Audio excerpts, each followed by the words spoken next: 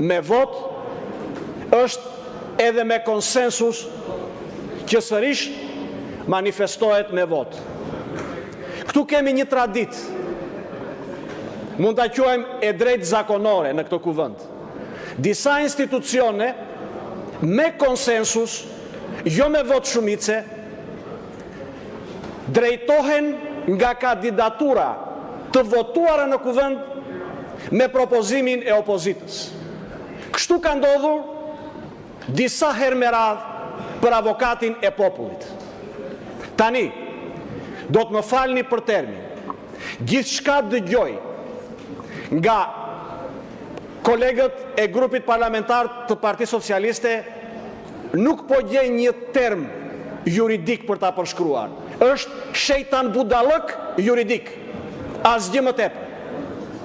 Ka një diçka të thjesht, të drejt për drejt dhe praktike, dhe Partia Socialiste duhet të na kursoj kohën të gjithëve dhe të na thotë: a i qëndrojnë vullnetit politik që kandidatura për avokatin e popullit të vi nga opozita, apo do të zgjedh me shumicën e kartonëve?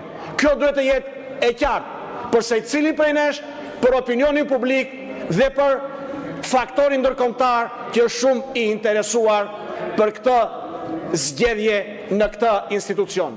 Prandaj, le të mos e stërgjasim nga ana procedurale. Partia Socialiste të na e thot qartë dhe pastër, dëshirojnë që të qëndrojnë frymës së konsensusit tradicional, që të vi propozimi nga radhët e opozitës për avokaturën e popullit apo jo. Nëse i qëndrojnë këtij vullneti, nuk do shumë kohë, pa u mbyllur ky sesion parlamentar, mund ta